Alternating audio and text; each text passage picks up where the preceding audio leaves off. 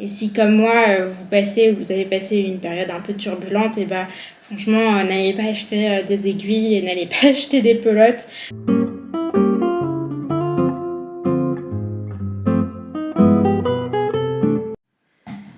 Bonjour et bienvenue dans une nouvelle vidéo où je tricote en parlant de ce que je veux. En fait, cette vidéo est assez difficile à filmer.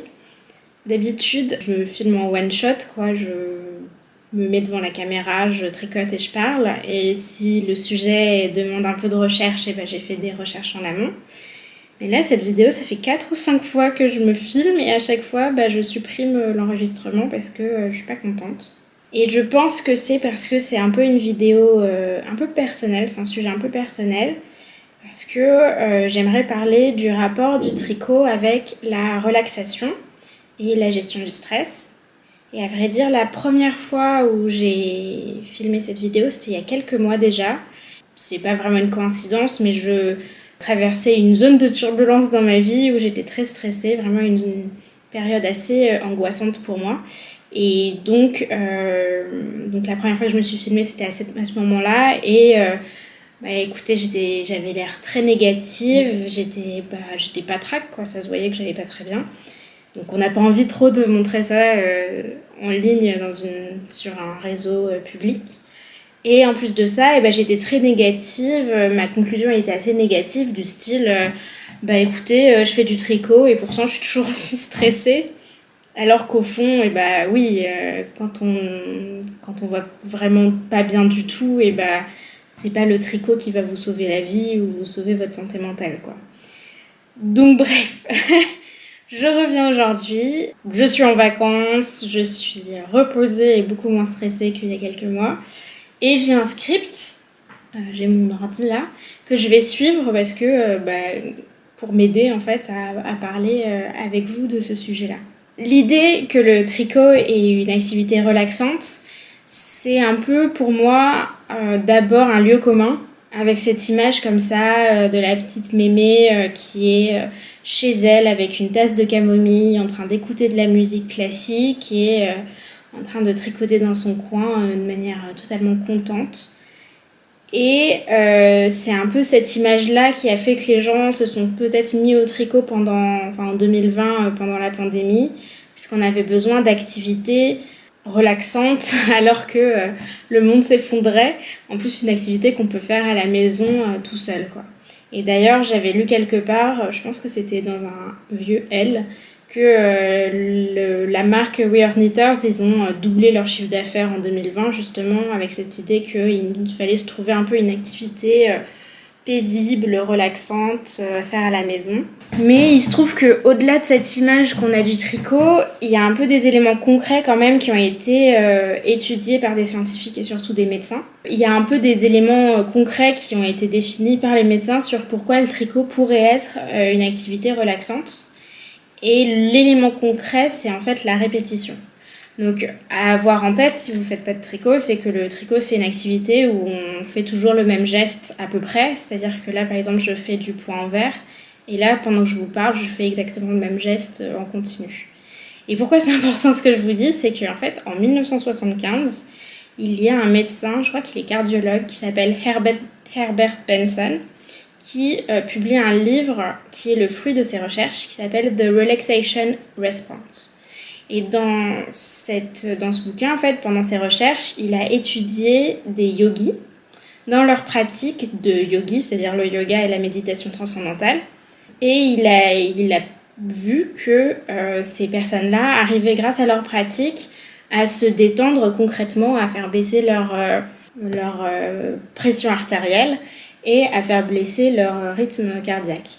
Sa théorie à Herbert, c'est que le corps a une réaction qui s'appelle le flight or fight response, qui veut dire que de temps en temps, on est face à une situation où notre corps se sent en danger, où l'on se sent en danger et va créer des hormones qui sont faites pour soit nous faire nous battre, soit nous faire partir. Donc ça, c'est finalement une forme de réflexe qu'on a un peu malgré nous face à un truc dangereux. Et à l'inverse, en fait, ce que pense Benson, c'est que le corps a aussi une manière de se détendre Et pour cela, on va devoir créer des pratiques pour apprendre à se détendre. Pour s'autoréguler, donc en 1975 dans son livre, il voit 4 composants à ça. Il faut donc un environnement calme, une attitude passive, une position confortable et un outil mental répétitif comme les mantras. Et en fait, dans les années 90, en poursuivant ses recherches, il se rend compte qu'il ait besoin que de 2 composants, c'est-à-dire l'attitude passive et l'outil mental répétitif. Donc, comme vous pouvez le voir, en fait, avec le tricot, on ne fait que répéter un geste très simple. Et j'imagine que si on est dans une attitude totalement passive, c'est-à-dire si on ne fait que se concentrer sur ce qu'on fait, on arrivera à se détendre. Il y a un autre médecin qui a aussi fait des recherches sur le sujet qui s'appelle Monica Baird, qui est spécialiste de la douleur au Royal United Hospital en Grande-Bretagne. Et elle pense vraiment que le tricot nous permettrait d'abaisser non seulement notre rythme cardiaque, mais aussi le taux de cortisol, qui est l'hormone du stress, et augmenter la présence de la sérotonine et de la dopamine, qui sont les 2 hormones du bien-être. Alors, c'est quand même à noter un truc rigolo, c'est que ça, c'est vrai pour les tricots faciles. Donc là, tout de suite, je fais tout un rang avec le même point, donc je pourrais atteindre ce niveau de méditation avec juste cette partie-là. Mais sur les tricots trop complexes, ça marche moins bien.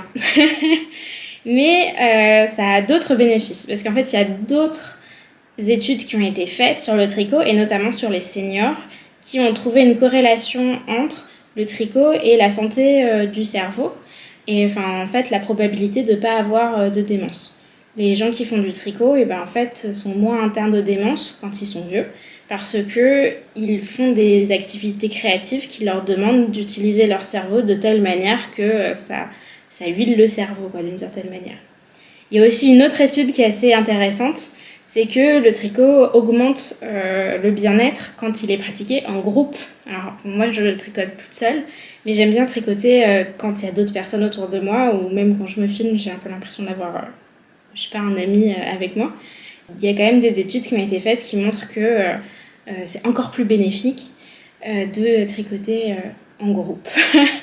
Et un dernier point, mais c'est un peu une tangente, c'est que c'est plus bénéfique de tricoter en groupe par rapport à tricoter tout seul que de pratiquer la musique en groupe par rapport à la pratiquer tout seul, parce que les scientifiques pensent que c'est parce que quand on pratique de la musique en groupe, il y a une notion de compétition qu'il n'y a pas quand on fait du tricot ensemble.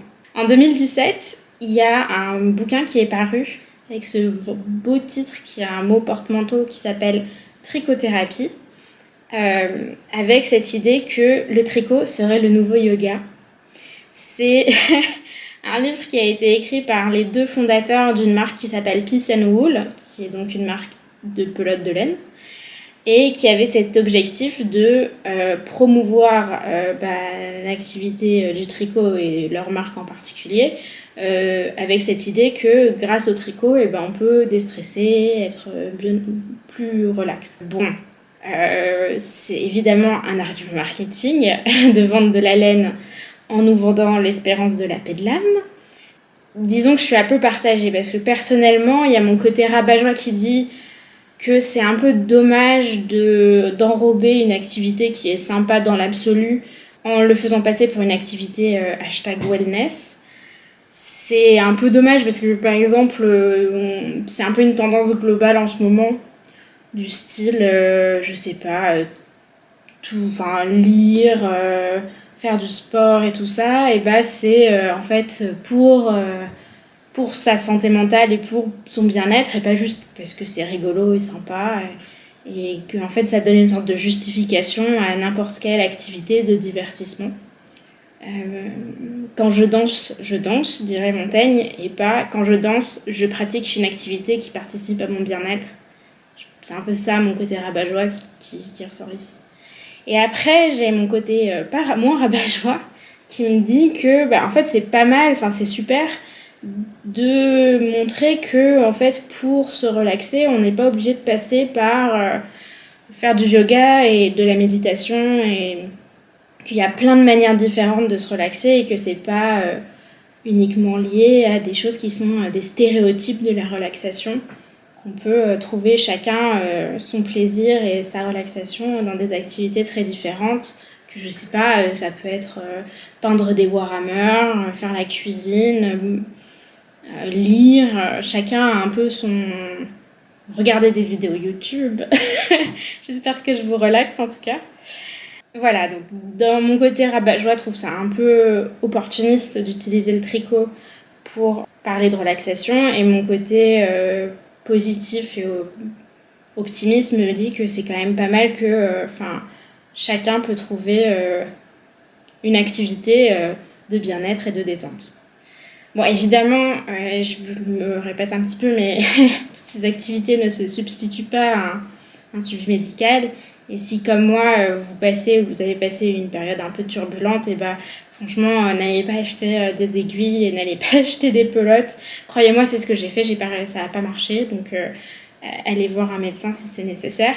Mais en tout cas, voilà, trouver une activité relaxante, c'est en soi toujours une bonne chose. Et je vais conclure cette vidéo en vous demandant, vous, c'est quoi votre activité relaxante? Est-ce que c'est plutôt lire un bon livre? Est-ce que c'est faire du tricot? Est-ce que c'est boire un verre de vin rouge? Je vous laisse méditer sur le sujet et puis je vous dis à la prochaine. D'ailleurs, j'ai plus de batterie, donc salut!